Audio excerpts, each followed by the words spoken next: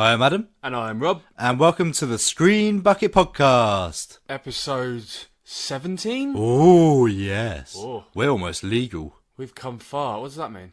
Oh, because of the film ratings. Yeah. What did you mean? I was thinking booze. Oh. Because we are about 6 Fosters in each, I think, by now. Yes, we are. It is bank holiday, don't judge. Yeah, a bank holiday. For all you international listeners, this is in the UK when the banks go on holiday and you just get drunk. Yeah, if you're English. Yeah. Yeah, sit in the sun, get drunk, do barbecues. Or if you live in Purton, destroy your front garden. What, a fire? Let's just watch like 4 people like digging up their garden. Yeah. Well, must want my dad today. He was just randomly in the garden smashing a bench. Why? Is he alright? I was hungover and Mum was like, well, can you help your dad? He's in the garden smashing a bench.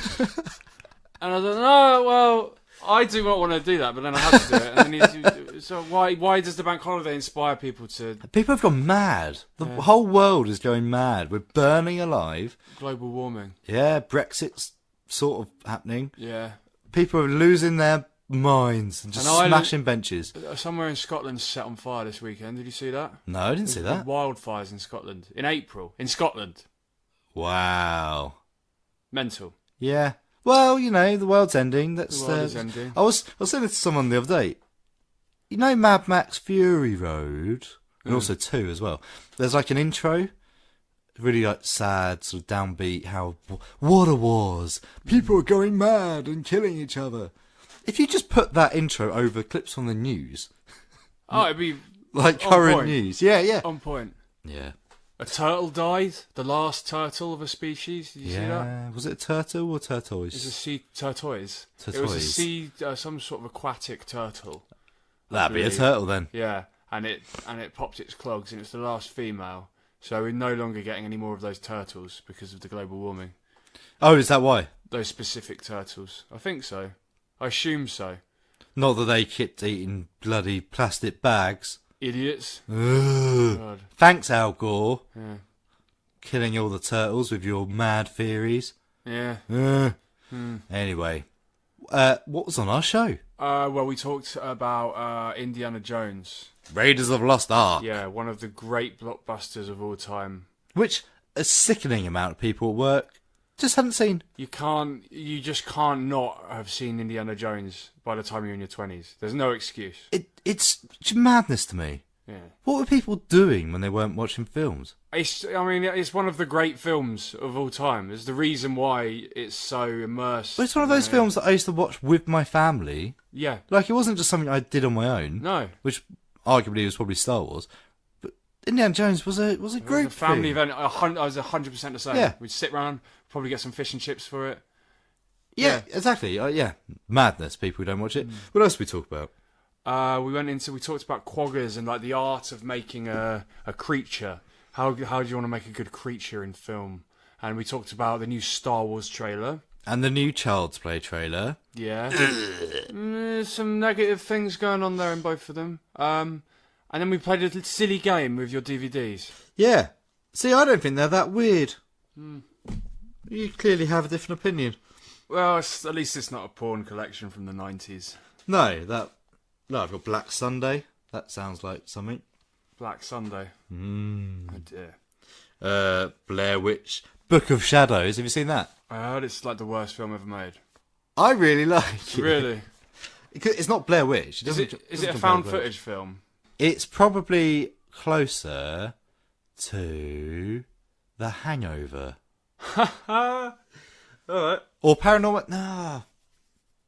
Yeah, they sort of wake up and they find their own tapes. Right. And they're trying to piece it together. Okay. It's a very different type of film. There's a reason for it being Blair Witch. I was hearing about that. It was something along the lines that they were desperate to rush something out, so they took a different thing and rebranded it. Right, okay. I quite like it. You quite like it. I quite like it, mate. I quite like it. Alright, Anyway. well, should we play this damn radio show then, or do you want to keep waffling? Yes, put the radio show on, shall we? Yes, put the radio show on. Yeah, put the radio show on. Oh, sorry, did that start? Oh, this is Screen Bucket with Adam and Rob. Learn about movies whilst forgetting your job. There's TV and games and other stuff too. And we're gonna share all this with you. Get out of my factory, you little toad. Hi, I'm Adam, And I'm Rob. and welcome to Screen Bucket. Yay! Yay! Very springtime. It's finally over. It's hot outside. Yes, Screen we've said it once before, but now it's actually happening. Yeah, I can see the sun. I can feel the sun. It's on my back. yeah, really hot in April. Yes. Yes. But we're not going full on summer yet. We are...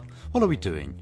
What are we doing? Well, it's the first bank holiday, isn't it, really, when we're recording it? Yeah, we're kicking off with some bank holiday classics. Or classic. Huh? Yeah. Like the ultimate one. The best bank holiday movie you could ever watch. Yes. This is a film that people say they haven't seen. People in their 20s, you know. Not kids. Yeah, I was speaking. Should we say what it is? Oh, go on then. Go ahead. Indiana Jones. Raiders of the Lost Ark. Yeah, like a classic. Yeah. Without a doubt a classic. And it used to be on every bank holiday. It did. And yet, people haven't seen it? What? To me, it's as like much of a crime as to have not seen, well, like Star Wars, Jurassic Park. It's in that sort of bracket of movies where if you haven't seen it, then I mean the cultural impact alone of that film. I would say you have more reason not to have seen Star Wars than either Jurassic Park or Indiana Jones. Or E.T. even. I agree. Well, because I guess Star Wars has that whole nerd Well, and afterglow, doesn't I feel like it was never on TV. I don't remember it being on TV. No. Jurassic Park always was. Indiana Jones always was. The other one was Who Framed Roger Rabbit. Yeah. Yeah, every time I've watched Star Wars, it was on VHS. Yeah, exactly. It was one you had to seek out, I guess. I don't know how true that is, but that's definitely my imagination. That said, the copy of Return of the Jedi I watched for my entire childhood was taped off of the TV. Really? Interesting. Yeah, so I never knew what happened for the first 10 minutes until DVDs appeared. I watched Indiana Jones, the other day on VHS. And it's the first time I've watched a VHS in a very long time. And it was very, very satisfactory. I enjoyed it. Is that because it was on VHS? Yeah, definitely. I think there is a thing about that. There's a grainy comfort of nostalgia to VHS. There's something about horror movies as well. Like, well, not horror. Generally, there is a thing about certain films, I think. 100%. I've still got some lying around because I prefer watching it. What a hipster! What a scumbag hipster man! Yeah, so what, you've been moving house? I have. I haven't really done much else. We're currently in your new flat, surrounded by boxes, suitcases.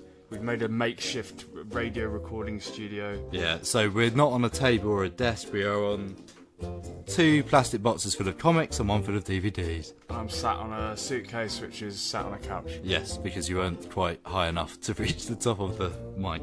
Yeah. In the box I can see Pumpkinhead 2. Nice. Yep. Alien Apocalypse. Dog Soldiers. My taste in films is flawless. I think you'll agree. Well, we'll see. We'll see when we name some of your films. There's one film which you own which is appalling.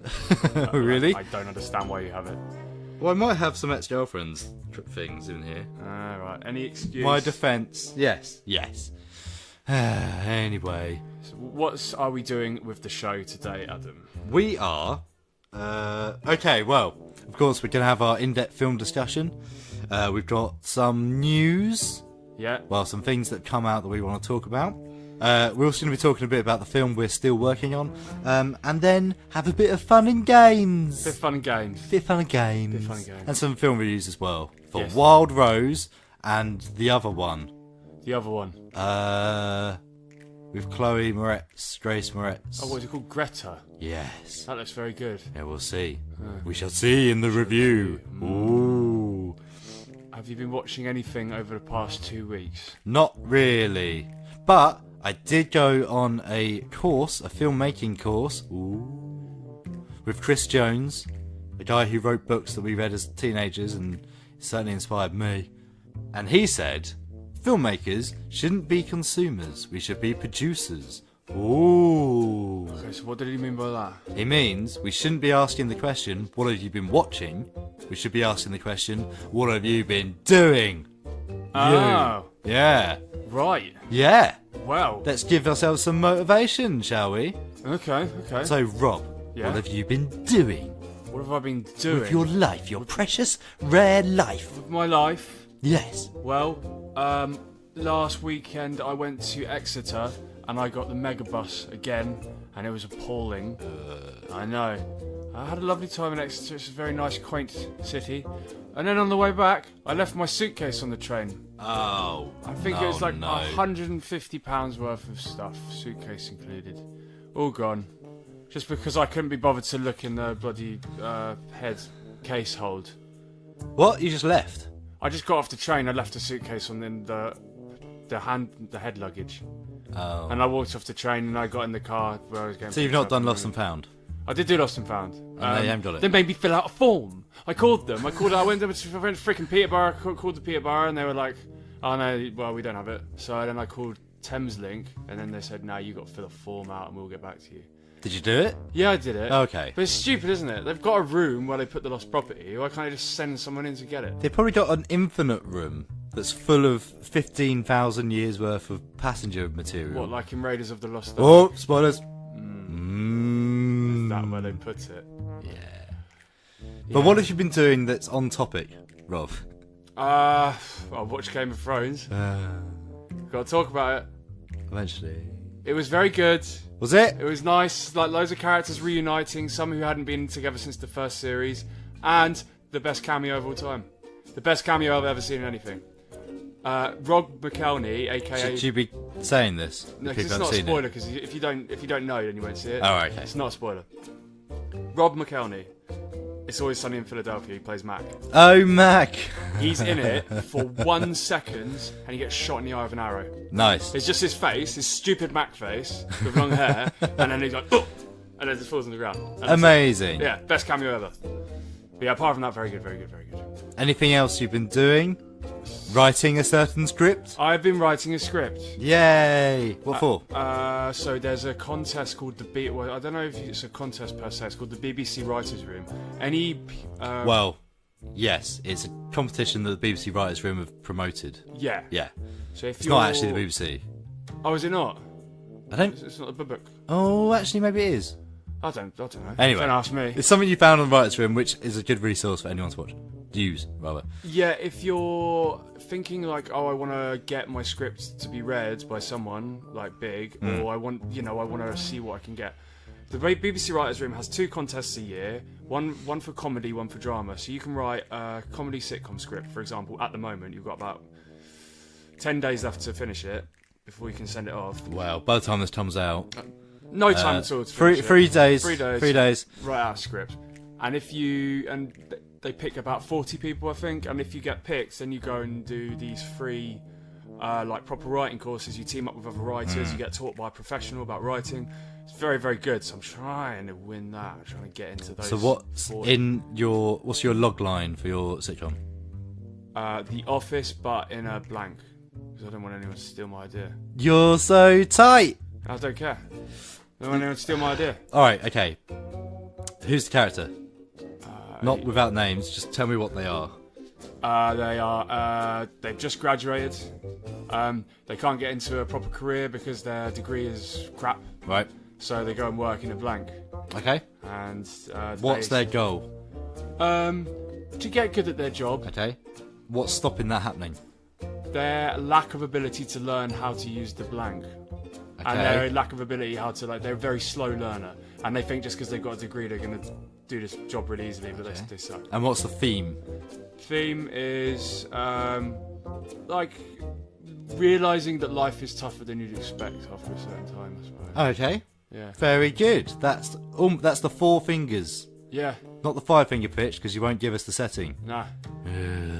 What's this genres? Yeah. Comedy. Yeah. Okay. Yeah. All right. So when are we going to see it?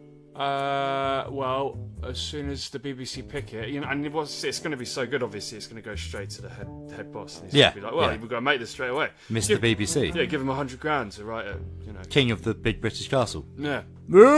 Send me this Rob. Send me this Rob right and I make it so. It's not going to get me now, are they? Right. Well, yeah. What have you been doing? So, well, hey, well, we're running out of time now. Yeah. All right. Because you've been prattling on. Oh, you made me prattle on. So, okay, it's The Office meets X. Yeah. Okay. Well, Yeah. that's good enough excuse to play the Office theme. Sweet.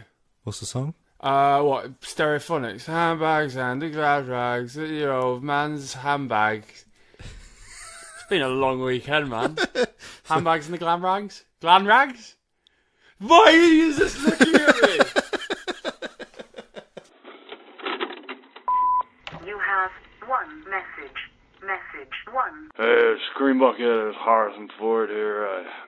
I just want to say I don't really want to do the interview today. I'm really tired, and I'm really ill, and I'm getting old, man. I'm getting old, and I know you wanted me to come and talk about Indiana Jones, but I've been talking about that my entire career. I just want to go to bed, stick on the television, watch some Big Brother, have a beer, just wait for this all to, end, and I can just be buried in the ground. Anyway, yeah, I'm not doing the interview. You can even stick it up your ass. Alright. How do you turn this thing off? How do you turn this thing off? Oh, mademoiselle, would you like to have a film discussion? Oh, yes, monsieur. I would love to have an in-depth film discussion with you, like I do on Screen Bucket. And that was Marion's theme from Raiders of the Lost Ark. Ooh, what a pretty tune. What a pretty tune. It's very Star Warsy, though, isn't it? It's uncannily, similar. Yeah, well, John Williams, he only has a couple tunes. Yeah, he just A couple banging tunes. switches a few notes around and cracks on, doesn't he? But yes, that was from Raiders of the Lost Ark, the first of the Indiana Jones quadrilogy. Indiana Jones in general, first of all, it's a massive film, isn't it? Something. Huge. I would. People might describe it as a cult classic these days, but it's not, is it? Oh, it's above and beyond, surely. Yeah, it's huge. It's a family favourite, Yeah. considering it's full of murder and Nazis and. And extremely graphic. All of the films are have moments of extremely graphic violence. It is. It's classic golden age Spielberg, I'd say. Yeah. Yes, it's 1981. Harrison Ford. It's not the start of his golden age, but it's very, very near the top. And Spielberg, of course, is known for his family favourites with a bit of an edge, bit of kids swearing. Yeah, he slips in an S every now and again, doesn't he? Yeah, and the story came about because George Lucas isn't big for the glitz and glam of the film world, because he was at one time an indie filmmaker, and he got away from all the hype of Star Wars, and that's where he met Steven Spielberg. Where Spielberg admitted that he always wanted to do a James Bond film. And Lucas said, I've got an idea. And basically pitched this sort of 1930s action hero. Just like they used to do the old serials, the sort of same thing that inspired Star Wars. That's interesting, because in a way, wouldn't it have been awesome if Indiana Jones kept kind of being replaced by different actors and they just kept on making more That and more would have been films? interesting, yeah. But Indy's definitely a James Bond-ish figure. Yeah. Heroic adventurer, meets all the women, Yeah. does his own thing. Fights the bad guys and evil geniuses. Even gets sent out by CIA suited government people. Yes, he does. In all of them? No, not the second one. No. But anyway. So, Raiders of the Lost Ark opens in 1936 in Peru, in the Yes. jungle. A Ooh. hugely iconic scene where Indy enters a tomb with a team of... But before then, Spielberg has this amazing way of teasing characters. Oh, yes. And Indiana Jones is the prime example. It's something that we nicked for our web series as comic that will hopefully come out eventually, where you sort of tease moments of the character, you tease their sort of bits and pieces without seeing them. Tells the story of what this person is about. Exactly. So we see a sort of shape of a man with some more, what's the best word? Slovenly? Yeah. Sort of panicked, sort of locals, I assume anyway. who are walking around scared around this jungle where you've got one figure who just keeps walking. And he's got a gun, and he's got a whip, and he's got a hat, and he's got a leather jacket. And that's all we see until the moment when... So one of the people turns a gun on him. Well, with the intention of assassinating him. And all we see is the gun comes out, and he pulls back the thingy-majigger, and then you see Indiana Jones' head move. He's heard. He's heard the sound. Whip-a-cha! Is that a good... Yeah, that's perfect. Yeah. And he steps into the light, and we see it's Harrison Ford looking handsome and saucy. Dastardly looks sexy man. Yes. And that is like the ultimate opening of any introduction of any character, I would say. Yeah. Because suddenly we think, oh, we know this guy. He's awesome. He's cool. He's badass. And he's got a whip, and he can hear guns from 20 yards. And people want to kill him for some reason. So clearly he's important. Yeah. Yeah. So we now end up with one guy. Yep. He was Dr. Octopus in Spider-Man 2. He was. What was his name? Bloke. Yes, Alfred Molina. Molina? Is that right? Yeah. Molina. One or the other. Yeah, well, either way. Either way. So, what's Indy doing? So he is after an artifact within a tomb. An idol. An idol. And there's all sorts of booby traps in these tombs, as will become a big staple within the franchise. But Indy can always spot them before they happen. Whenever his so-called friend tries to venture too far forward, Indy will stop him. Trigger the mechanism, spikes will come out of the side of the wall with a dead body attached to him. He's also remarkably calm when 15 million tarantulas land on him. Yeah. How do you feel as a non-spider lover? No. No. Yeah? So... He just brushes them off, doesn't he? Like, whatever. Yeah, he just doesn't care. Just brushes them off.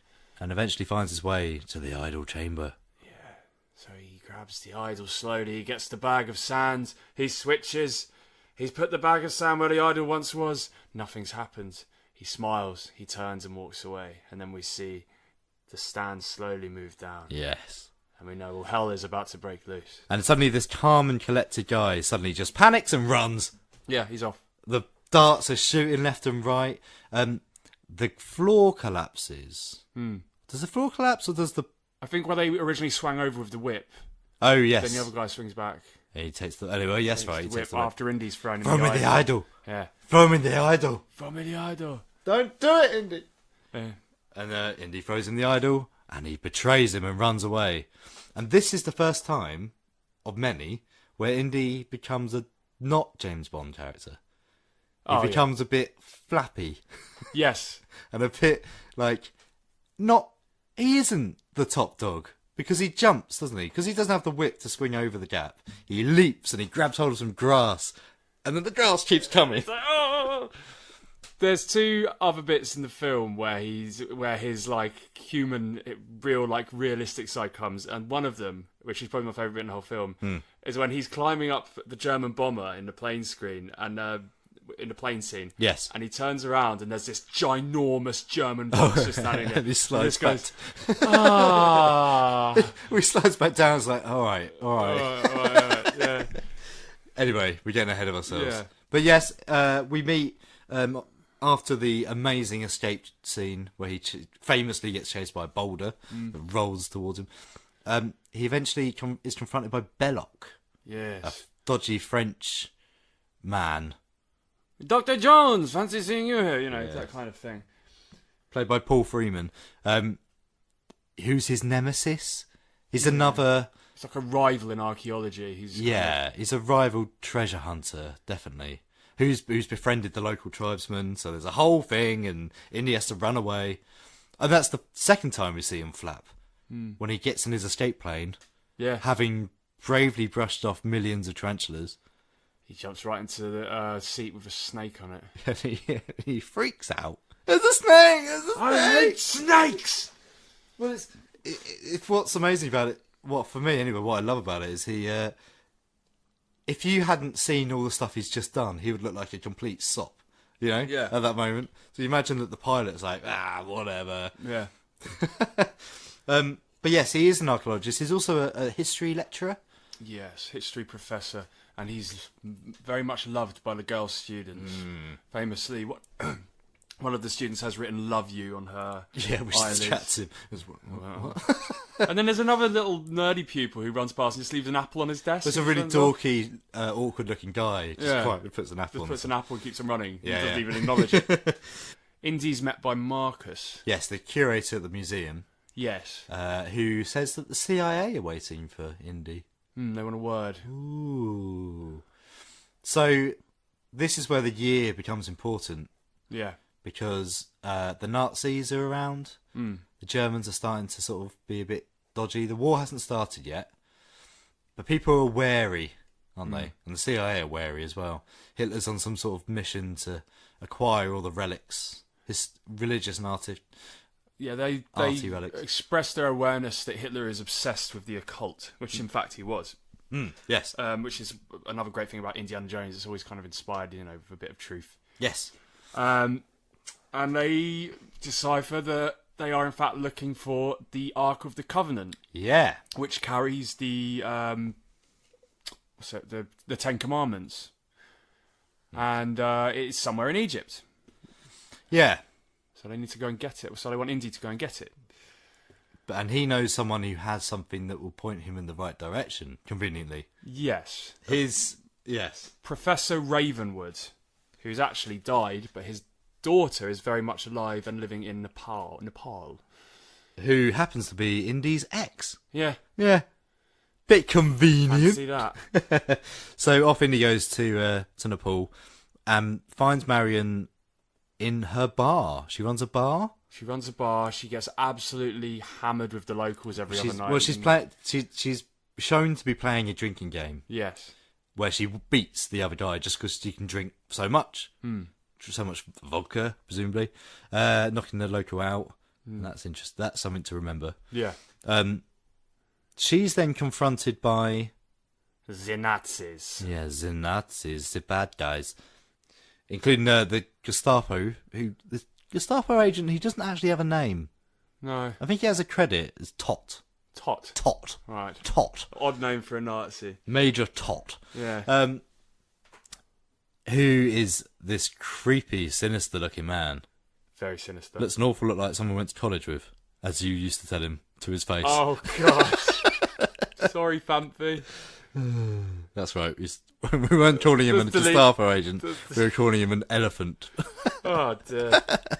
But yeah, Indiana, he had previously gone in to say hello. Oh, and yes, reacquainted. yes, She you're right. send him to come back tomorrow. Mm-hmm. He comes back in the middle of the start of one of the best bar fights in film history. One of the best. I think it might be the best. Yeah, it's awesome. It has everything. It's really, really great fun. Yeah. Yeah. Just a massive bar fight. Ends up with the place burning down and Marion's got nothing else to do but go with Indy. I mean, you have guns, you have people being smashed on the head with whiskey bottles, you have a fire that goes across the bar whilst Indy's head is being held up against it. Oh, and Tot picks up the relic, doesn't he? Yeah. Which is burning hot and scorches the thing into his hand. That's awesome. Don't you think when you watch that scene, drop it? Yeah. Drop it. Or use your glove. Yeah, one or the other. Yeah. And off they go on an adventure. Marion and Indy then shoot off to Egypt. Yeah, and the iconic sort of faded map of the plane journeying across the world. Straight out of sort of 1920s, 1930s TV. Yes. It's awesome. Yeah, so they land in Egypt. We were introduced to John Rhys Davies of Gimli fame. His character, Salah. Yeah, who is one of the most joyous characters. That, again, is very James Bondy. To meet a local who's a bit fun. Yeah. Bit of fun. Absolutely. Yeah. And off they go. They start digging up the... they manage to... Oh, there's a whole Cairo bit. There's so much to talk about. Because Marion gets kidnapped, presumed dead. They accept that she's dead and they continue looking for the Covenant anyway. For the Ark of the Covenant. It's got so much going on. There's your best bit, your best scene also happens during that chase. There's a big chase scene which Indy's fighting off people with a whip. Indy's, Marion's been put into like a basket, and then there's like a scene where there's a crowd of people all holding the same basket, and Indy has to tip every basket out to see if Marion's in there. But then there's one bit where he's walking through the crowd, and the crowd forms a gangway. And at the other side of the crowd is this sword-wielding, scimitar-wielding, like badass warrior. Yes. He looks like, this guy's unstoppable. How's Indy gonna kill him? Yep. Indy just pulls his gun out and shoots him. It's very funny. But famously, the reason that happened, there was already choreographed like this massive scene Whip where versus sword. Whip versus Yeah, sword. yeah, yeah. It would have probably been awesome. But then everyone got very, very ill on set. And what was Spielberg? Spielberg was the only one who got ill? Everyone got ill, but apart from Spielberg, who only ate his own home-brought spaghetti hoops or something like that. Brilliant. Yeah, that's a good idea. Good top tip. Yeah, top travel tip. Top tip. So they swapped it out. And the scene has probably benefited as a result. I think it's the best, and it's character building as well. Yeah. So it's great. He doesn't really care. Yeah. He doesn't want to fight him. I mean, Harrison Ford is a bit typecast. He is basically Han Solo. Yeah. Just trust your blaster, kid. But yes, there's too much. It's hard to just talk the plot because there is so much to talk about. There is. We haven't even mentioned the monkey. Oh, the monkey that gets poisoned. Bad dates. Yeah, it's an untrustworthy monkey. Yes, I mean Indiana Jones is a character because I mentioned the Nazi, the big Nazi had to fight, and he really doesn't want to fight him. Yeah, God. But there's other moments where Marion's like dabbing at his boo-boos. Yes. Sword, he's like, it hurts. Well, yeah, and they're on the boat, aren't they? And she flips that. She's got like one of those flippy mirrors. Oh yeah. She flips it around and smacks him in the face after just been through this massive fight, and he screams. Oh, it's so funny. And he's trying to take his shirt off, and he's like a human Bond, maybe. Is that a good way to describe it? Yeah, definitely. That's the thing. There's been 4 films now, Indiana Jones. All similar sort of stuff, I guess. There's also the series as well, the young Indiana Jones. I really enjoyed that, actually. Me too.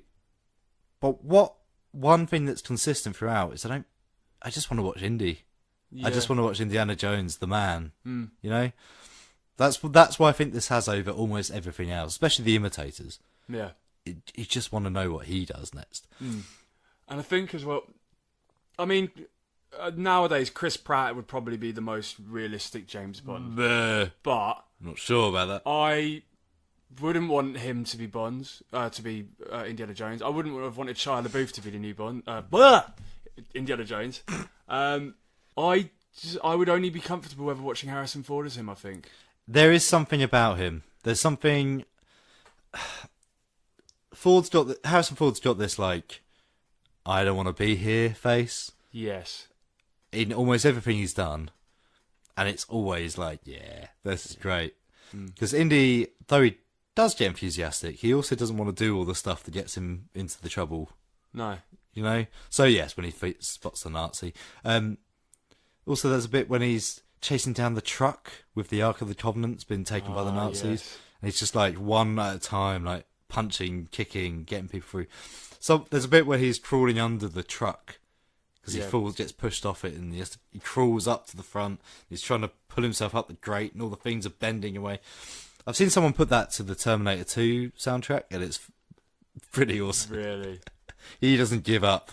When he's cornered, he doesn't give up. Because, of course, yes, he ends up running into Belloc, who's now teamed up with the Nazis to find the Ark. And there's one line. They are the Nazis. There's one problem I have with the film. The Nazis never do anything wrong. Not really. We know they're evil because they're Nazis, but the film doesn't tell us that. And I feel like they should have shown more. And in fact, there's an argument to say that they thought the same thing because they added one line in. What's that? So they've taken the Ark of the Covenant. They're going to test it before sending it to Hitler.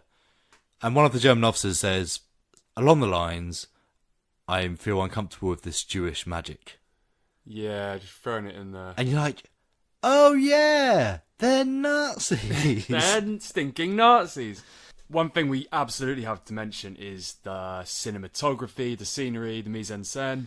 It is a beautiful, beautiful film. It really, really is. The set pieces are The amazing. Egyptian feasters. I mean, that's got to be like, so much of it must have been shot on location in Cairo, I assume, or in a similar city. I have a feeling most of it was in Tunisia. Yeah, it's just beautiful. And the tomb bits are awesome as well. Yeah. When they go into the where the Ark is, Well of the Souls? Well of the Souls, yeah. And there's those massive, like, statues glaring, growling up at the hatch. Oh, there's like Anubis is there, isn't it? Yeah, And, they're awesome. Yeah. And the snakes. So, in this pit, as we've already identified, Indy's scared of snakes. And he has to confront them. He's forced to confront them by dropping in to a massive room of snakes. And then there's the Most of them are real as well. Yeah, there's the most noticeable sort of prop work as well. When you see that cobra, that you can see the sheet of glass. Oh, yes. Yeah, Yes. So it's so visible. But you couldn't hardly have Harrison Ford face off with a real cobra. It actually spat as well. You can see it dropping down the... Really? Yeah. Jeez. Oh, there's one bit I want to point out as well. Marion, who is on the surface the Bond girl, she's just there. She's got her own stuff going on, really, which is really, really awesome in this film. So we first established that she's very good at drinking. She's very good at drinking. So when she gets kidnapped and she's in Belloc's custody, Yeah. and she notices some alcohol. So she challenges him to a drinking contest to try and beat him so she can escape. Very clever. We are aware of it as the audience because it's all very well signposted. It being directed by Steven Spielberg. And they're drinking and they're drinking and they're drinking, and she realises she's getting drunk quicker than he is. What is this stuff, Renee? I grew up with this. It's my family label. So just that little moment. It's one of my favourite moments in the whole film. Smart, isn't it? Yeah, it is smart. But, of course, this isn't the end for Indiana Jones. There is there's 3 good ones and there's a 4th one. Yes, which we won't go into today. Mm-hmm. But they also were working on a 5th one. Really? I wasn't aware about it. I only saw it when I was looking up notes for this. 2021, Indiana Jones 5 with Harrison Ford. Well, is there going to be like any... Is there going to be any good talent working on it? I have no idea, but I'm sure there'll be top men. What top men? Top men. You're listening to Screen Bucket with Adam and Rob. Welcome back to the podcast. It is us again, podcasting away. As many of you will know, last week we reviewed Life of Brian, Monty Python's magnum opus, their greatest, finest work. Greatest work. And then last week I took a trip to Exeter to see some friends, and we were going through Netflix. We were trying to figure out what to watch. And I stumbled across Monty Python and the Holy Grail. And my memories told me that it was as good as Life of Brian. And then I watched it with them, and I think we got half an hour in before one of my friends plucked up the courage to say, "Can we do something else?" Really? Yeah, they just weren't into it at all. And it's interesting because Monty Python has obviously some very iconic scenes. It's got the knight who loses all his limbs. He's got the knights who say knee. He's got the witch. Yeah. The witch trial, the city witch trial. Is Holy Grail just something that's... Holy Grail is something that people latch onto. Yeah. Especially people of the nerdy variety, me included. It's one of those things that everyone quotes and everyone overwatched. Yeah. All the time. Especially if you're into stuff like Warhammer, D&D. It just becomes one of those things that people hook in that into. world, yeah. And therefore, everyone who quotes it are just seen as boring and passé and shut up, you idiots. The issue with the film is the pacing. The jokes are very dragged out. You kind of feel a bit like gets to the point. Life of Brian's very much more quick fire. And when they've actually got something going on, there's a bit of satire. You know, you've got that whole reflection of British culture, like absolutely nailed to a T. Holy Grail, they're both sketch films. Yeah. But Holy Grail has weak sketches. Exactly that. And it's framed as the sketch show because it's like different stories and different perspectives. It's like chapter 4. Yeah, you know, you'll have one bit where a knight goes off on his own and well, gets they all women. split off, don't they, and do their own thing. And some of them better than others. Brave Sir Robin, highlight. Oh, with the bard who is talking. Brave Sir Robin ran away, bravely ran away. Oh, I didn't. Yeah, that's a classic. That's with the 3-headed ogre. Yeah, that's one of my favourites. The Great White Rabbit. Big nasty pointy. See, I love all the little moments, but yeah, it's more like a patchwork. It's not a fully flowing. See, there is one scene that I always think of, and I always try and quote, but I never get it quite right. And that's the constitutional peasants. Oh, right. I don't think we even made it that far. I love that scene. That's barely in it. You've got barely into it then. Oh, what when they talk? Yes. A king? Yeah. That's very good.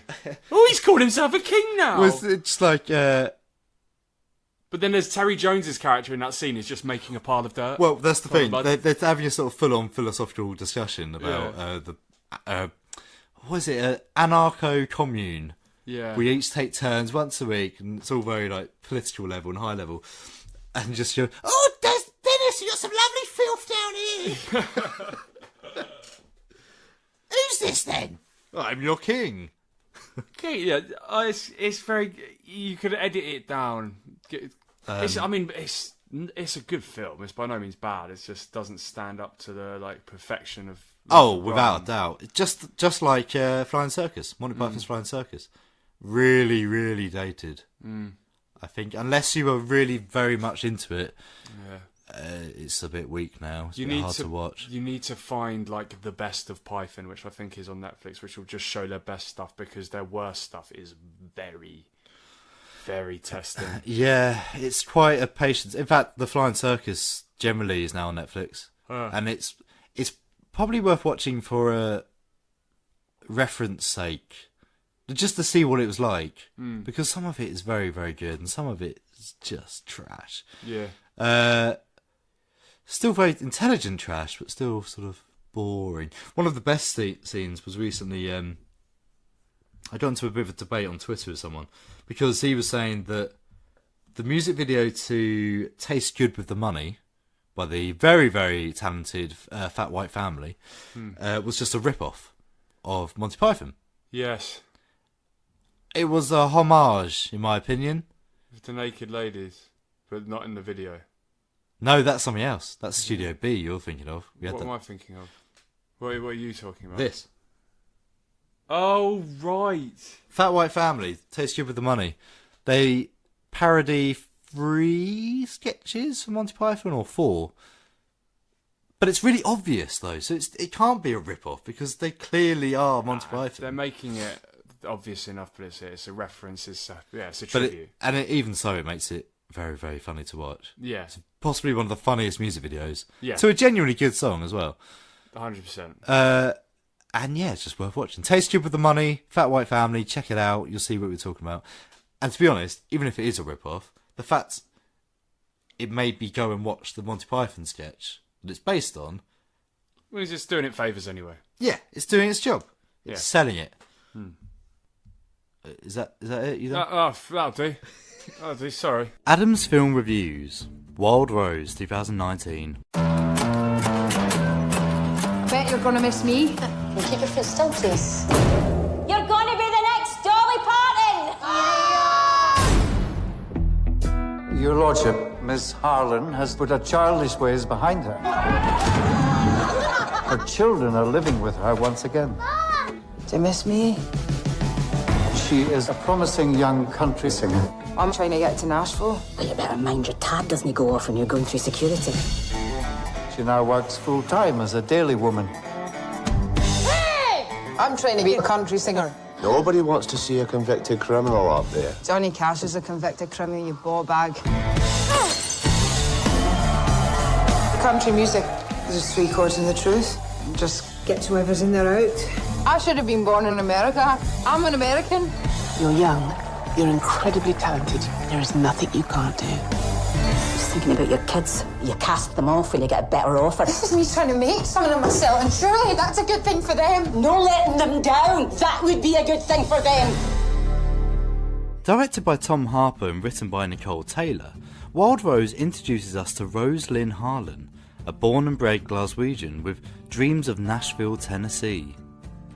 As she puts it herself, she feels like she was born an American and just needs to get back to her roots. Unfortunately, life has stumbled in the way of her dreams, and we meet her as she leaves prison having served the sentence for running drugs into the jail, leaving behind a young son and daughter who she left in the care of her hard-working mother, Marion, played by the overwhelmingly talented Julie Walters. Desperate to get back to her country singing, Rosalind is disappointed to find that during her time away, the world has moved on, and frankly, she just isn't welcome anymore.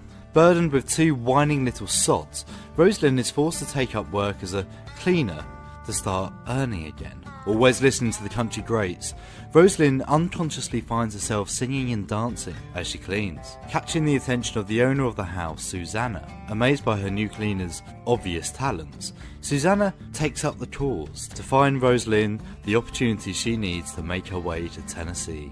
Meanwhile, Marion, her mother, pushes Rosalind to be a responsible parent, and Rosalind is eventually forced to choose between living her dream or living a responsible life without hope of fame and fortune. I mean, the only thing she has to lose is everyone she's ever cared about. I'm going to cut right to the chase here. Wild Rose genuinely blew me away. I was only mildly prepared for what I expected to be a mushy, sentimental kind of story about finding your dreams. Blech. Instead, Wild Rose felt real, it felt gritty, and it shone like a star because of it. Rosalind spends the majority of the film in bright leathers with a country flair, standing out against the grey concrete of Glasgow, constantly at odds with her surroundings and the world she wants to leave behind. But it isn't all bleary misery. Throughout the film there is a dry, sharp sense of humour and wit, even if the plot was a little predictable. Jessie Buckley, playing Rosalind, is incredible. Not only does she sell her character, but her voice, man, her voice. She absolutely blew me away. And no one can fault her charisma when she's on the screen. As someone who'd rather jab a fork in their eye than sit down to watch an Andrew Lloyd Webber BBC talent show, I was unfamiliar with Jessie Buckley, but others might know her from I'd Do Anything, where she got 2nd place. If Wild Rose is anything to go by, you can expect to see a whole lot more of this runner-up in the future. I recommend this film heartily, but if you do miss the chance to see Wild Rose on the big screen, check out the soundtrack at least, because you won't be disappointed. Had to find my If you've got a voice, make my own you've got something to say. but you know that I had to go. Ain't no place like home. When you put your mind to something, you can do anything. No place like home.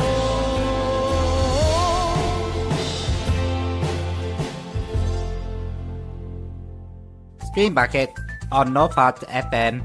Beep boop. Welcome to Fortnight Schmortnight. And this isn't going to be the normal formatted Fortnight Schmortnight. Why not? Because some big stuff has come out, so we don't need to list off a load of secondary stories. We'll focus on the big 2. Alright. So we're going to kick off with the big sort of kahuna of trailers this year. Yes. Star Wars. Well, arguably the big one. Arguably Avengers has taken that slot. Yeah, no, you're right, actually. So we now know that the title is The Rise of Skywalker. Yeah, The Rise of Skywalker. And interesting that you're doing that voice, Adam. Yes. Because somebody's back. Apparently. Yeah. Well, should we go through the trailer first? Alright, so Rey's in the middle of the desert. She's standing there. There's some form of desert cruiser speeding towards her. It's a TIE Interceptor, I believe. Oh, nerd. What a nerd. Nerd. And she's looking all sort of, focused. She's ready to take this thing down. She does this acrobatic leap just as the ship is about to crash into her. Feeling my eyes roll. Yeah. And then, bloody blah kicks off. We get, who comes back? Lando Calrissian. So Lando Calrissian's who was back. always going to be back at some Always going point. to be back. He had his trademark laugh. He's flying the Millennium Falcon with Chewie. Yep. Very nice. We see Kylo Ren. He's doing some sort of kick-ass wrestling lightsaber someone or whatever. move. Yeah. Yeah. What was your overall impression? Well, I liked it. I didn't have a negative reaction to it. No, nor did I. Hearing the laugh at the end. Right, yeah, so that's the big thing. Yeah, the big thing. Suddenly, Is it Mark Hamill says it? Luke says it, doesn't he? The line, no one's ever really gone. No one's ever really gone. No one's ever really gone. And then we hear Palpatine, Palpy himself. We hear the laugh of the Emperor. Oh, Darth Sidious returns. So, one of the bigwigs at Disney said that they were always going to bring him back. It was always in the plan. They just didn't know when. But I kind of get to know that because of the nature of the writing of this trilogy, obviously they've done one, built up this evil dude, Snoke, in the first 2 films. Yep. Killed him off in the second one. So they worked themselves into a corner where, well, what on earth are we going to do now? Right. This is the thing that really bothers me, and this shows it more than anything else, because they did Force Awakens just to undo the prequels. Yeah. They basically rehashed New Hope, the original Star Wars, rehashed that, introduced some new characters, and then I'm pretty sure J.J. Abrams said, that's all we've done. We don't know who anyone is. We don't have a plot for Snoke. We don't have an arc for anyone. That's just what's on the table. See how it goes. Rian Johnson comes along and does a completely different thing that undermines all of The Force Awakens, which I happen to like, because I didn't like the idea of rehashing everything. I didn't like Snoke. I thought he was lame. I thought Snoke was lame, and he was CGI as well. Yeah, exactly. So he was just rubbish, and the things they'd set up, Death Stars, were rubbish. Wasn't interested. So that's the one thing Last Jedi, even haters must agree, that it does undo the first one. And for me that was good, for them it might not be. But they undid it because they wanted to do something different. They wanted to break away from the mould. They wanted to make Rey not be special. Yeah. Almost word for word, they said, you are not special. Yeah, you're nothing, you're no one. And now the third one's come out, and apparently maybe it's all about the Skywalkers again. Flipped it around again! It's like, make your mind up. Plan it before. You've got, with something like Star Wars, you can't just guess your way and make it up as you go along. You have to have like a very good trilogy. I mean, say what you like about George Lucas, at least he had a full story in mind. Yeah. Apparently he was involved in some way in this one, the new one. Really? Stepping in just to make sure it's not rubbish. So, yes. That's a weird sentence to say about Lucas. God. But if there's one thing you can say about the return of Palpatine, it's that he was a fantastic villain, and it will be good to have him back. Yeah, he is the best character in Star Wars, without a doubt. He's the one everyone likes to do. One I like to do impressions of. Your destiny. Execute order number 66. Lord Vader. Good.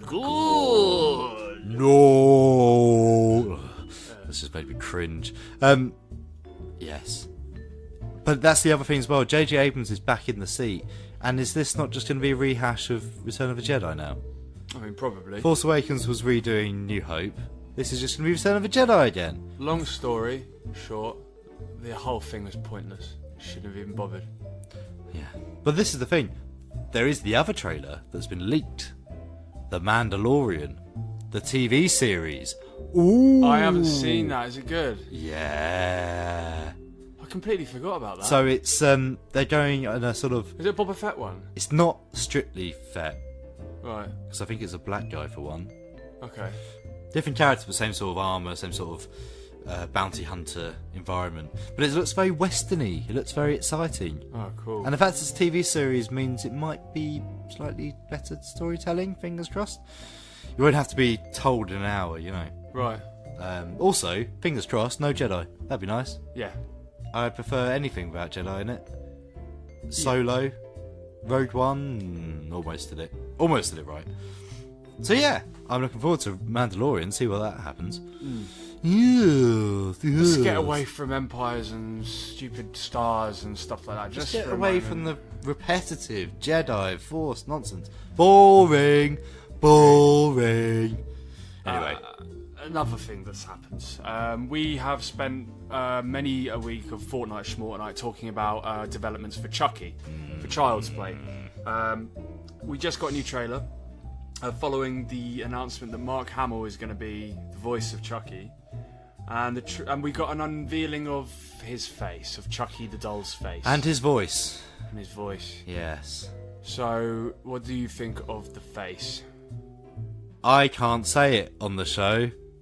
The level of swearing that you Yes, do, because it looks horrible. And not horrible in an evil, scary way. Horrible in a this is crap. Yes. Really, really stupidly. It looks like if Toy Story did an parody of Chucky. It looks like a cartoon. It's dumb. Someone somewhere in the production was in an office and they said across the room, hey, why don't we make Chucky's face CGI and not use a real doll? And no one shouted him down. They all agreed with him. And that's what they went with. They've CGI'd the face of Chucky. Well, they were always going to CGI it. Why? I was always aware they were going to CGI it, but it looks terrible. It looks The thing is, very I didn't even... You know when you get really, really bad news and you don't... In real life, people don't tend to scream or cry or shout or swear. They tend to just sort of sink back in their chair and not talk for a bit. Yeah. That's basically what happened with me. Nick sent me the picture and my only reaction was, oh no. And that was it. And I sent it to you, who basically said the same thing. Yeah. Oh no. Oh no. It took me a long time to actually sit down and watch the trailer as well after seeing that picture. Yeah. It's... What the worst thing is that Child's Play was still a series that was going on, and they've just undermined it.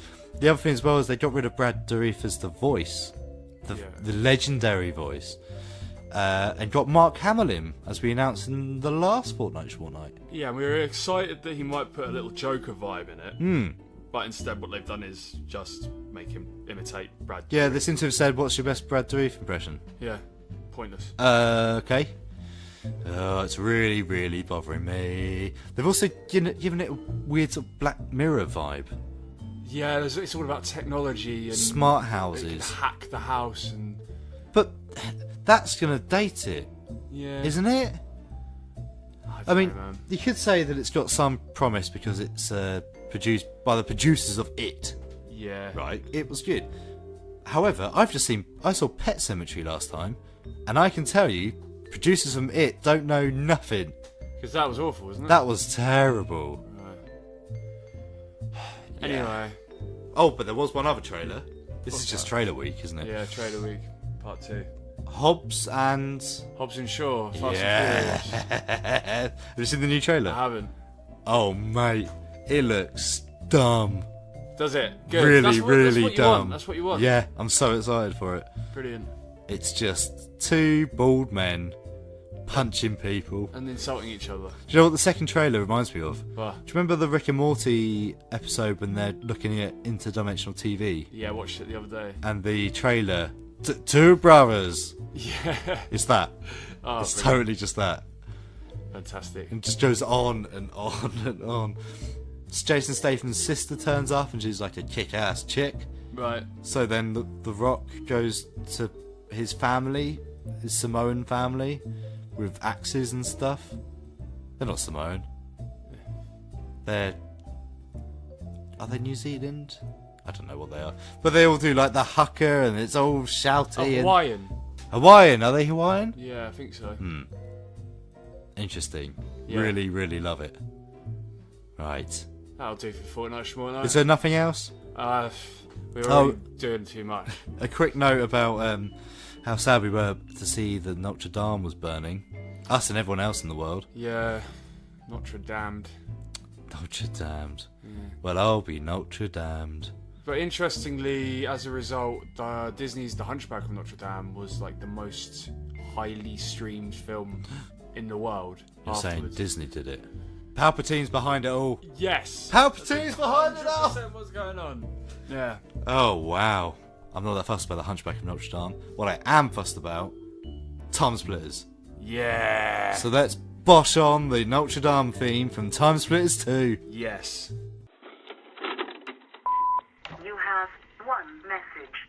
Message 1. Screen bucket. This is Lord Emperor Palpatine. And though it is not confirmed that I will be returning to the Star Wars trilogy, I'm pretty certain Disney have resurrected me, and now I will fulfill my destiny, and I will fulfill my destiny. I'm basically there to bring them money. I now take my orders from a smooth black and white mouse. I have become the Vader of this relationship. But the best thing of all is I won. Luke, with his little silly hair, is dead. Dead, dead, dead. This means only one thing. That Rise of the Skywalker was not about Anakin.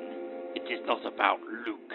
It is clear that I am Emperor Palpatine Skywalker. Yes! Nick's game roundup. Because I have been so very, very busy over the last 3 weeks, I've been to Brighton to watch my better half run a marathon. And I've been working a lot. I think I've had about 2 days off other than that. And I'm now ill. But Adam said I still have to do something for the radio show. So I'm going to go through all the games that have been released this year that I've played, and I'm gonna review them. Okay, so we start in January. God, so many games have come out. Walking Dead, I'm not playing that. Life is Strange 2, no, good God, no. Resident Evil 2. I played that. It's bloody amazing. Just play it. I never played the original Resident Evil, or any of the Resident Evils for that matter, but I picked up the Resident Evil 2 remake, and it was incredible. Kingdom Hearts 3. I played through Kingdom Hearts 1, 2 and 3 over the last month, and I thought I was going to hate it, but it turns out I actually love it. It's surprisingly challenging, and the story, although is absolutely mad, kind of like it. I don't know why. Sorry. Okay, February. What the hell is Wargroove? The Occupation. I played that. Rubbish. Don't play it. It's boring. You're just walking around in some weird Manchester place. It's not Manchester. It's got some other name. You're trying to find out what's happened to something. I don't even know. I was just so bored. Don't play it. What else came out in February? Tetris 99. I haven't played that, but I really want to play it. Crackdown 3. That was a lot better than I expected. I didn't like the first two, but I quite enjoyed Crackdown 3. It's just mindless. It's good. Metro Exodus. Yeah, I enjoyed that. Don't get what all the fuss is about and why people complained about it personally. Anthem, I put a little bit of time into that, and I wish I hadn't. Although I've heard it is better, so maybe I'll go back to it. March. Toe Jam and Earl, I played that when it was first released years and years ago.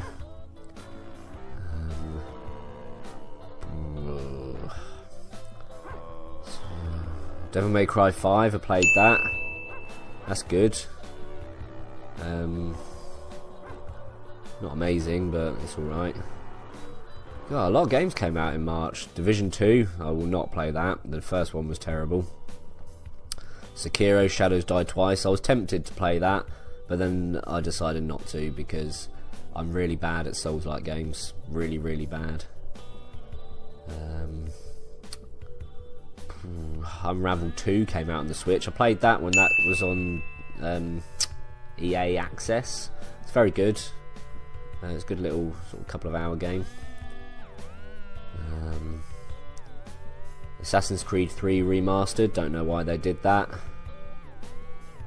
And then that's March, and we're on to April. I don't know. I don't think I played anything in April except for... Cuphead came out on Switch. If you've got a Switch and you haven't played Cuphead, play it. It's brilliant. There's a few games came out I haven't played. World War Z, that looked quite interesting. Mortal Kombat 11 just came out yesterday of time of recording. I'm well excited for that. Can't wait to get down with it. Days Gone. I'll probably play it when it's cheap. And yeah, it looks like that's it. Wow, this year hasn't actually been that as good as it's felt. Not a lot has actually come out. Well, there you go, Adam. I did a review roundup because I haven't played anything for 2 weeks apart from about an hour of Kingdom Hearts 3, just to finish it up. So yeah, you asked for something, this is what you get. Bye. Quiet on the set. Hope you got your popcorn and large soda ready, because you're listening to Screen Bucket with Adam and Rob. Let's talk a bit about our film, shall we? Yeah, quaggers. Quaggers! Until everyone's sick to death of us talking about it. Yeah. Only a few more months, don't worry about it. Yeah, then you can watch it. Quaggers, we're on a bit of a hiatus at the moment. We mentioned that our first shoot was cut short by the bloomin' rain. Yeah. So now we're having to do the final scenes that we were going to shoot that night at the end of May. So a little That's film... ages away. Yeah, a little filmmaking advice. Book all your dates as soon as possible so you know when you can have the actors. Yeah, and maybe throw in some insurance dates as well after the fact. Yes. Because I think... Do you know what I think I've learned most from this process, this project? Would it have been better if we just booked a week off work and just did it in one go? Yes, 100%. But Yeah. then again, it has given us the luxury of being able to make things, plan things. Yeah, there is that. We have given Josh a chance to finish the costume and all that sort of stuff. But maybe for the future, try and do it in one go. Yeah, because we've done, we can edit and, you know. We've spread it out over 3 weekends just with the actors. There's still a load of effects work we need to do. So yes, but that's all fun. But during our hiatus, I mean, I'm going to try and get a basic edit done called an assembly edit. Oh, of course, yeah. So that's basically when you put everything in order, going by the script, which is... It's pretty easy to do, but does give you a quite dodgy product, I guess. You do look at it and go, oh, is this what we spent all our money and time on? Yeah, but then you edit it, you sort it out, and then you come up with something good. It's mostly just to see what shots didn't work. Do we need to do reshoots? Do we need to put an extra thing in, slot another thing in? So it's all good. Yeah. I just need to start doing that. Now I've moved in, now I'm mostly in, I can start doing that now, so that's going to be fun. Yeah. But again, during the hiatus, I've been wearing our T-shirt. Have you? People on our Twitter and my Instagram would have seen that we have these T-shirts of the creature, of the quagga. I've been wearing it about just get people talking about it. Absolutely. Like, mostly me. People are not versed with the quaggers yet, so, people see us wearing the shirts and they're like, what the hell is that thing? Well, yeah, and people do say that. They go, what is that? Especially in the pub sort of casual situation. What is that? And I start talking about it. And watch people's eyes glaze over, but I carry on regardless. But yeah, I think what works is it's got a sort of, there's something about it that people recognise. Yeah. And I'm not sure exactly what that is, and no one's quite sure what that is, because I sort of made it up from various different things. Someone said it looked like an angry sorting hat. Right, okay. Which I can see that. It's got a look, it's got this mischievous... Gremlins-esque, so when a gremlin is up to something wrong, they've got a little snarl going on, but at the same time, there's something alien about it. I would say it looks more like a bald critter. Yeah. But there is a gremlins-ness about it. Yeah. It's got a little face. Little face. Critter in aesthetics, gremlin in personality. Yeah, that's very well put, actually, yeah. That's a good thing to remember. But yeah, so creature design I think it's interesting. Because I got it from... There's a guy on Twitter. I should find his name, actually, because I should probably start referencing him more. Guy on Twitter who made some miniatures, like Warhammer miniatures, of these... what are the mischievous spirits called in Harry Potter? Boggart. Boggarts, yes. He did these Boggart miniatures.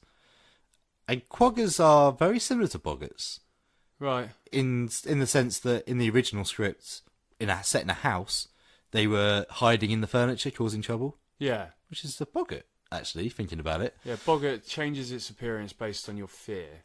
Right. Whereas, the quaggers originally, they could morph with, like, household appliances. And Yeah, so because they're mostly liquid, they could actually take the shape of the inside of a phone or a sofa, which I think will still happen. Yeah. And just cause trouble and try and eat you, I guess, mostly. So yeah, I contacted this guy and said, these designs are awesome. Do you do art? And he said, yes, I do. So I got him to draw up our concept art, which is why I need to find out his name. Yes. I mean, he's very important. Well, yes, he is.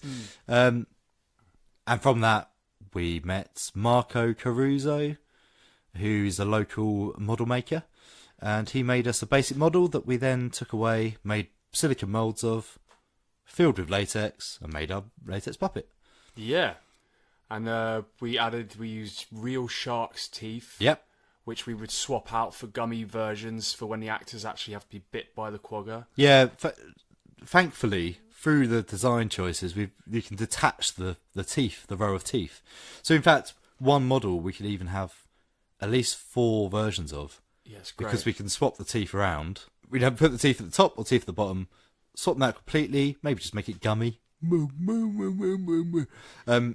Yeah, it's really, really quite. We've obviously got eyes in there as well that we haven't done it, but we could swap out.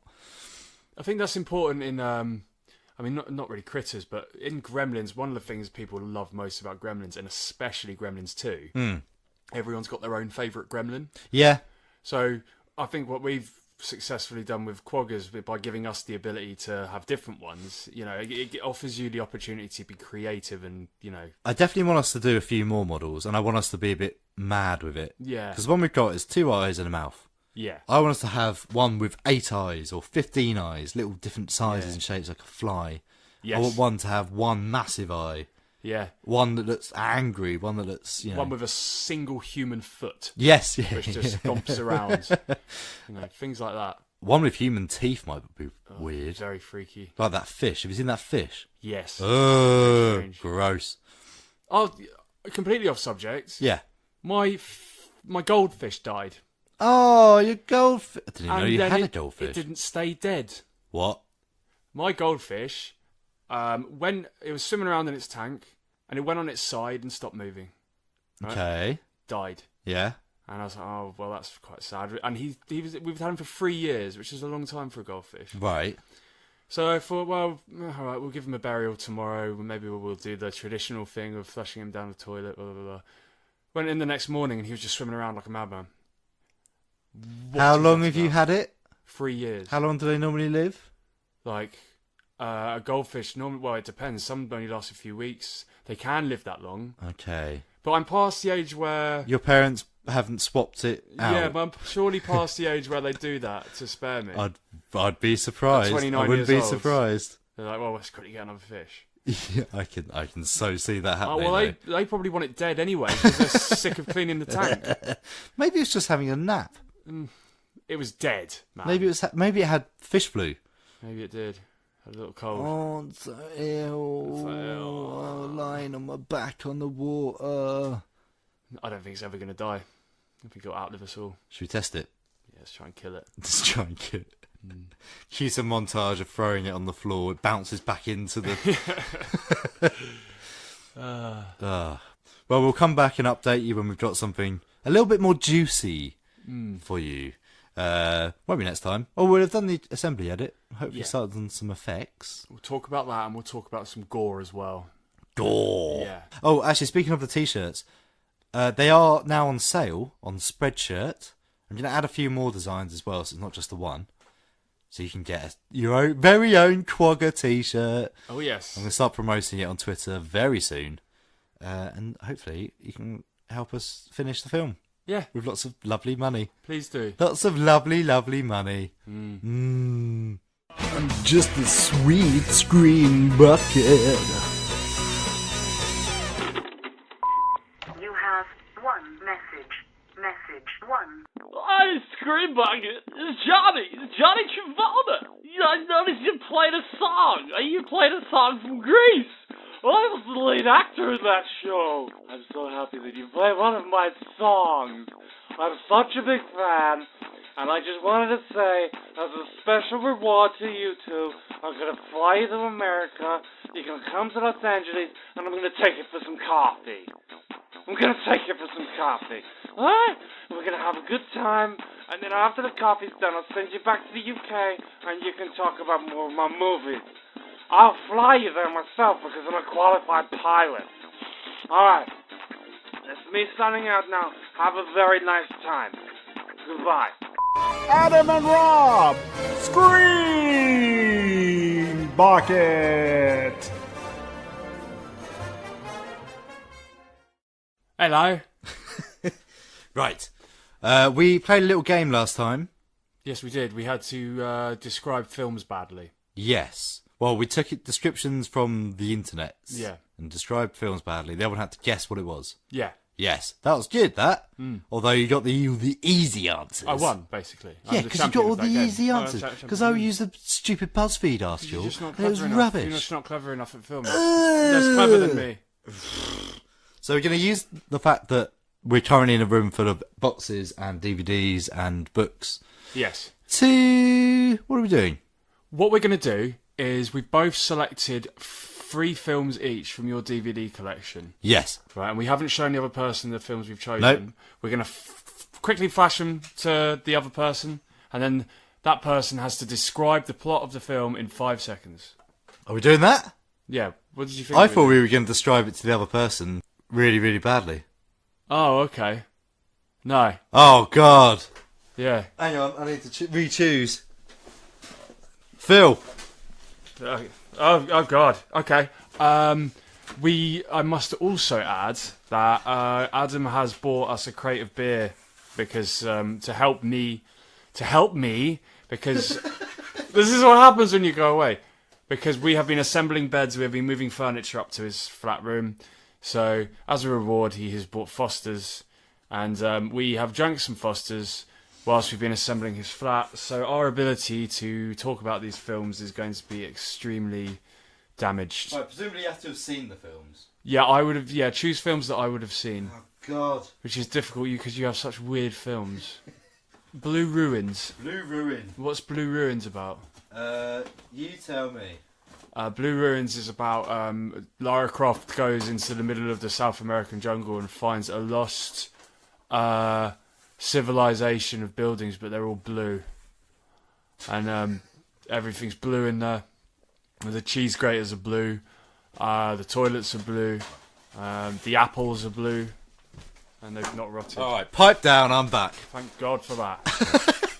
Blue Ruin is not about any of that, you idiot. I hadn't heard of Blue Ruin. Right. So we're flashing the cover to the other person. Yeah. Who then has to describe what the film happens is. What? Yeah.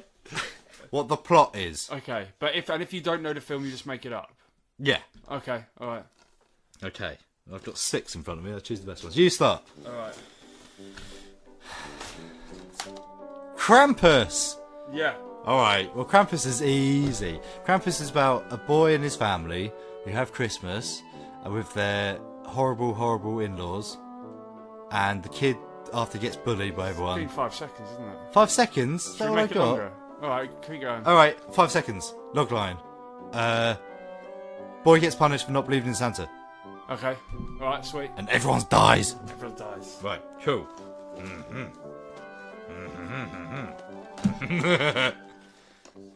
Spiders. 3 teenagers get lost in Area 51 and giant spiders attack them. Very good. Come on. Chop chop. The film is Lion King.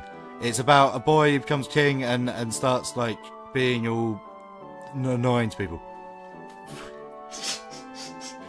That's definitely the Lion King. Yeah. You know, he's a pain in the arse. Right. Intolerable cruelty. Catherine Zeta-Jones tortures George Clooney with barbed wire. I mean, the cover definitely applies to that. You've seen the tagline. What's the tagline? They can't keep their hands off each other's assets. It's all about money. Right. Dog Story, Little Heroes 2. They're bad to the bone. Sorry.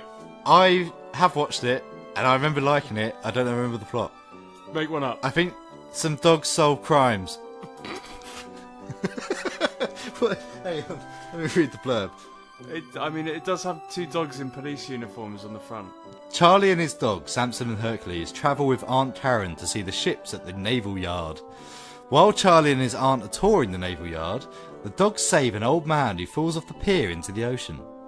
TV reporters broadcast the heroics of the 2 dogs, hailing them as little heroes. Oh. Right.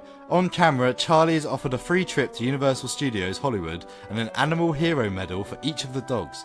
Meanwhile, Carney and Slick, the 2 bumbling convicts previously captured by our 4-legged heroes, have escaped from prison and head for Hollywood in search of revenge. So they're like the wet bandits of this story. Yeah, exactly that. Okay. Why have you got that film? Why have you got Dog Story 2? Because me and Josh were trying to challenge each other to have the worst film ever. And he brought a Yankee in Connecticut Court or whatever. A Connecticut Yankee in King Arthur's Court. Oh, brilliant. Which was a horrible version of a quite famous story, apparently. Right. Okay.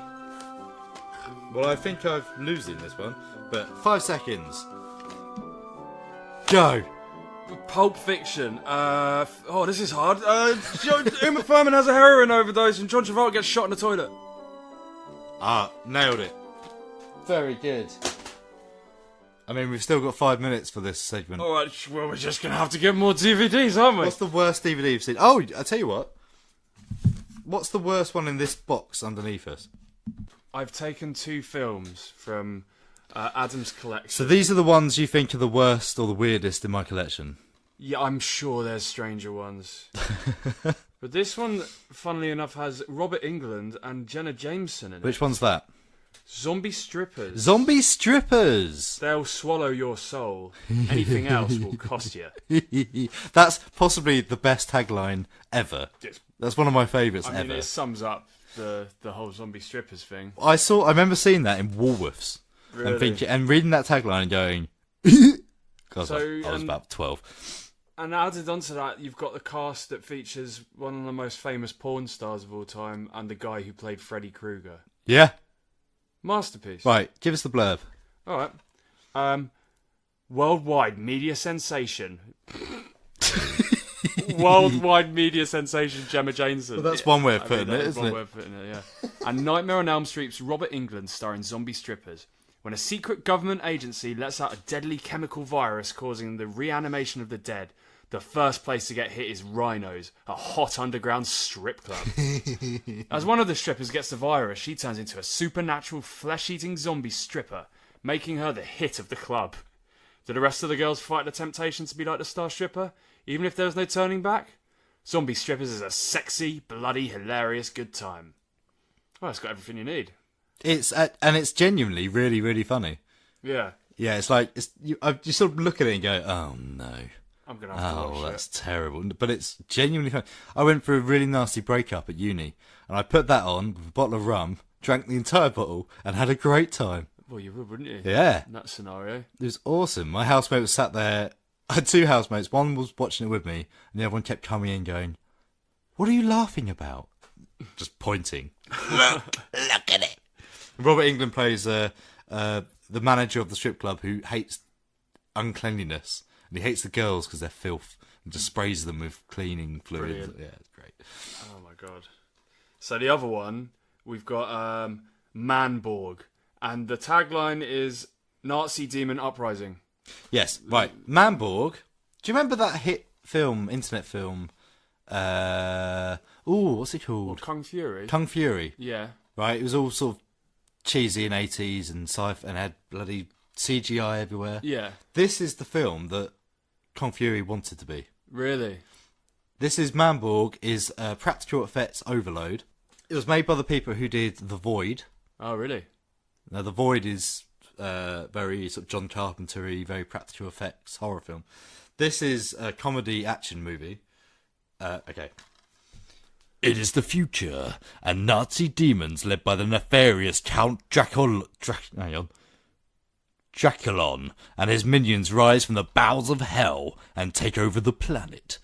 A ragtag group of rebels is fighting back, but their rebellion is effectively crushed, leaving nothing but scorched earth on which the Hellions plan to build their new world.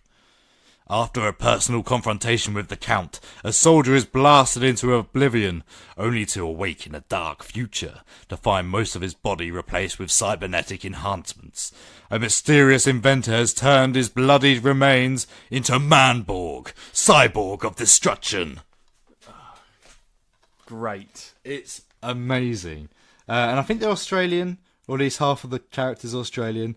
The Nazi, the Count Draculon, has a bit of a crush on the girl, and she's not having it, and he's really awkward and shy, and it's brilliant. It's a whole film of just pure practical effects nonsense. It looks great, and it looks as though like the Photoshop job on the cover is so bad that it's good.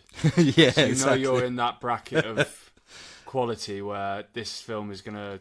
It also has the short film Biocop, which really? I think I sent you, but you may not have watched it. It's done as a trailer, Right. but it's a whole short film. Biocop. Is a cop who can't die, but he really wants to. I think I've seen. No, I have seen that. Yeah. Oh, it's brilliant. Yeah, no, I've seen that. Anyway, yes. Welcome to my DVD collection. Yeah, and it only gets weirder from there. Yes. Adam's Film Reviews. Greta, 2018, apparently.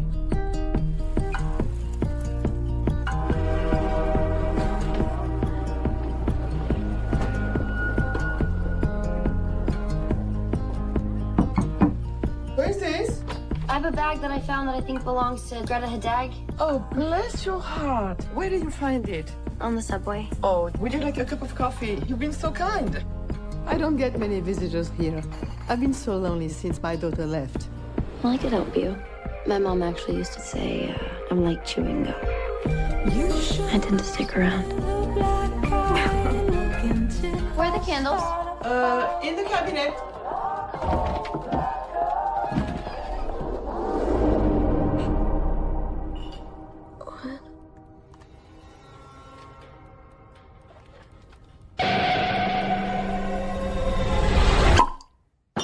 Did you find them? I guess she's been planting bags around the city. I was hoping someone brings them back to her. And you did. Oh my god, it's her. Just let it ring. Directed by Neil Jordan and co-written by Neil Jordan and Ray Wright, Greta is a psychological thriller you probably haven't heard of. But you should. You really, really should. Frances McCullum, played by Chloe Grace Moretz, is a young woman who recently moved to the big city and, like many in New York, has absolutely no idea what she wants from life. Scraping a living as a waitress in Manhattan, Frances finds a leather handbag on the subway and traces its owner back to a small house in Brooklyn. The owner, a woman with a French accent by the name of Greta Hildeck, played by the quite superb Isabelle Hubert.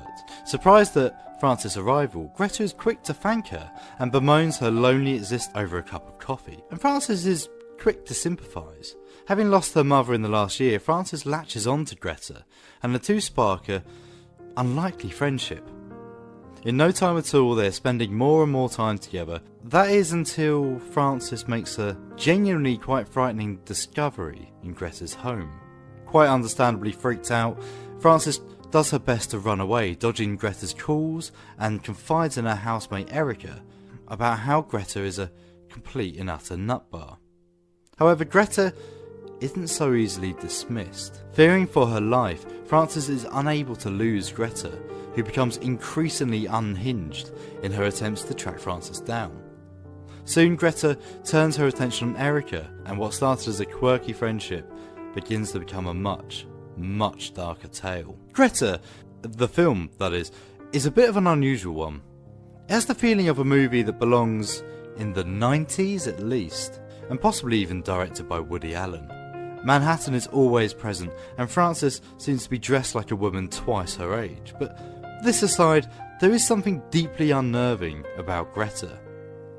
It feels like a stranger danger tale, one you would have heard happen to someone you knew, you know? There's nothing too deep to dwell on. It's a stalker drama, with some added shades of former abuse and general overtones of loneliness. That is until the final act, when things really go crazy. In general though, the plot is fairly straightforward, and you likely already have a good idea of what happens if you've seen the trailer. What marks Greta up are the two leading performances. Chloe Grace Moretz and Isabel Huppert? Sounds about right. Absolutely sell the premise, with Isabel's performance delightfully unhinged. Her ability to snap between personalities is what makes Greta so deeply unnerving and troubling, being at once affable and vengeful in the same breath. Oh, and a little shout out to Micah Monroe, who plays Francis's housemate Erica. Over the course of the story, she transforms from idiot cosmopolitan bimbo to a girl you seriously don't want to mess with. And I've said it before, this is an actor worth watching. I would highly recommend Greta. I guarantee it will be more unnerving than any haunted doll or creature in the walls will ever be. Everyone needs a friend. But we're more than friends. We're connected. There's something you need to know about Greta. Are you insane? What did you do?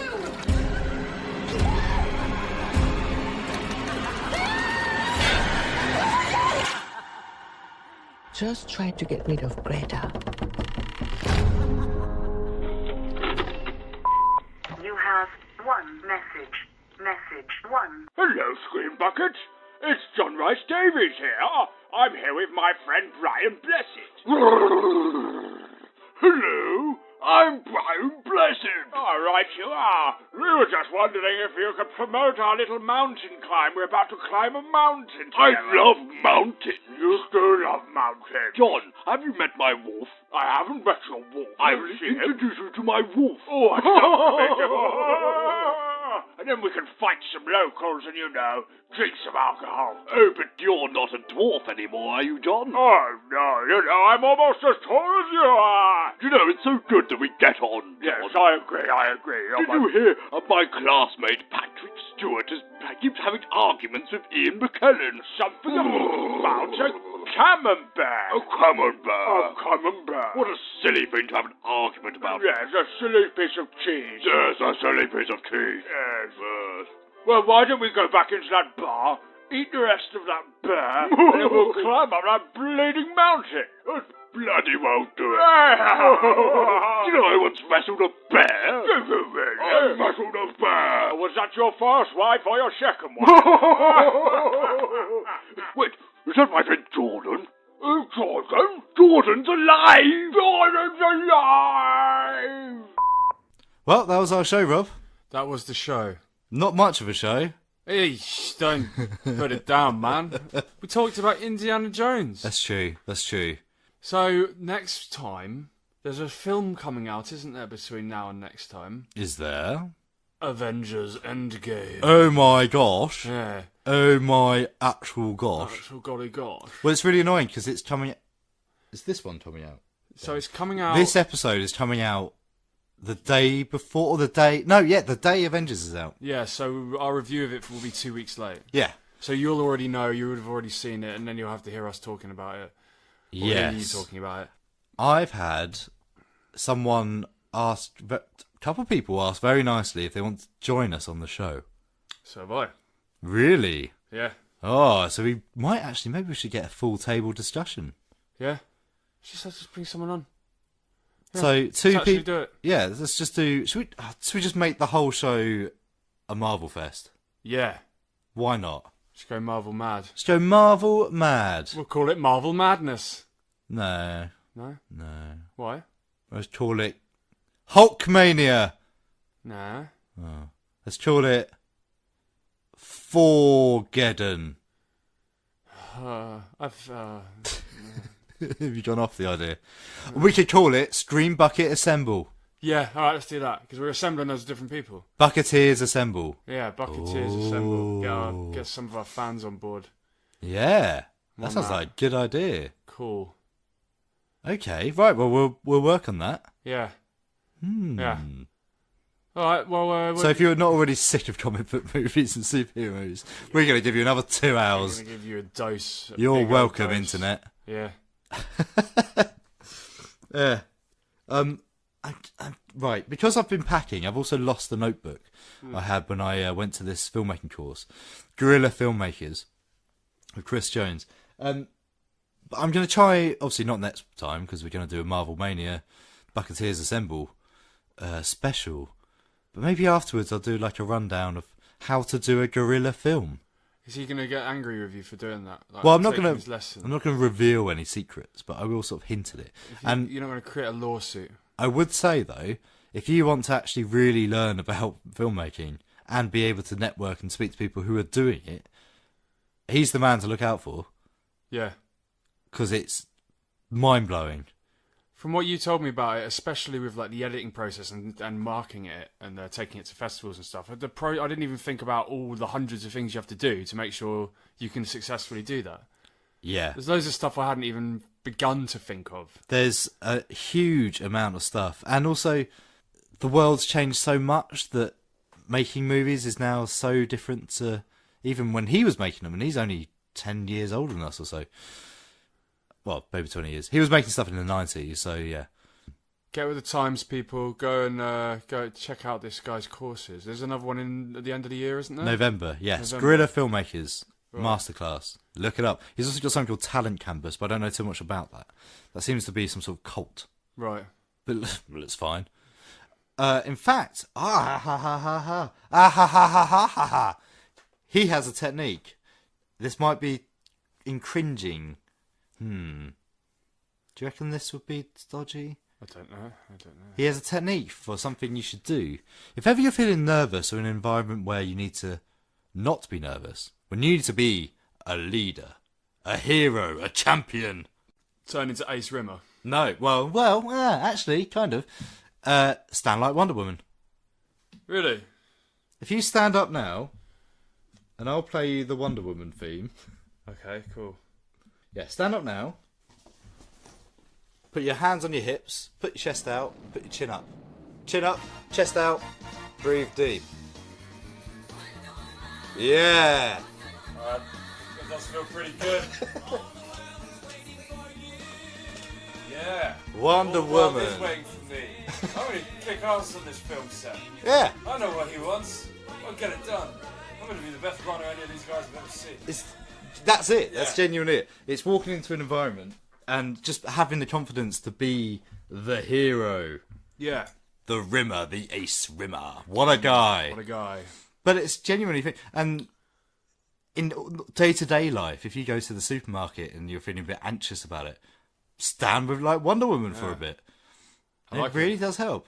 Huh. So I've nicked that off Chris Jones. That's why I keep saying his name, Chris Jones. Chris Jones. Who wrote the Guerrilla Filmmakers Handbook. Ooh. And he shared some stories about how that came about. And it's really, really interesting. And really definitely do it.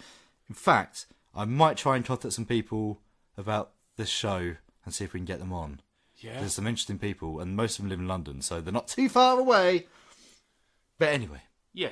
So that's something to look forward to for next time. Marvel Mania. Marvel Mania. Follow us at screen_bucket on Twitter and at North Herts FM. Twitter and Instagram. Anything else? Anything else? Watch your movies, watch your TV. No. Don't just watch. If you want to make it, make them. Yes. Be a producer, not a consumer. But unless you're a consumer, there's nothing wrong with that. Yeah, if you don't want to be a filmmaker, just listen to us talk about it. That's what I agree. And if you're going to move house and then do a radio show, do not drink Fosters and coffee. In the really hot environment. When a bank holiday weekend has already destroyed you. Yes. Yeah. Top pro tips. I'm alright. I'm going downhill. I'll be going downhill very briefly when I catch up. Cool. Hollow Dell Media's Screen Bucket with Adam and Rob. And that was the podcast. And the radio show. Ooh. What were we doing? Did we do an ending to the radio? We did, didn't we? Yeah, you just heard us talk about the Marvel Mania. Yeah, of course. Yeah. Beer does terrible things to the mind. Rob is at least 50% more naked than he was at the start of this podcast. What happened? Wow. You Fire. phased out a bit and Yeah. tore everything Ripped off. it all off. You've got to sometimes. All right. Well, yes. Do follow us at @Strean_Bucket on Twitter. Follow North Herts FM at North Herts FM on Twitter. And Have a very good 2 weeks or week or whatever. yes. I hope you've had any sort of bank holiday at all. If you haven't, life goes on. All right. Mm. And However, don't 3 forget. hours long. So watch what you're drinking. Yeah. Don't want you getting up and walking about. It's going to bring one of those nappies that you can just wee into. That's not a bad idea. They should build the nappies into the chairs. Yeah, so you can just urinate. That's not far away. When America gets any fatter, they'll just have little enter Wall-E territory. urine cinemas. Urine the cinema. Urine the cinema. Yeah. Sponsored by Disney. Bye, everyone. Bye.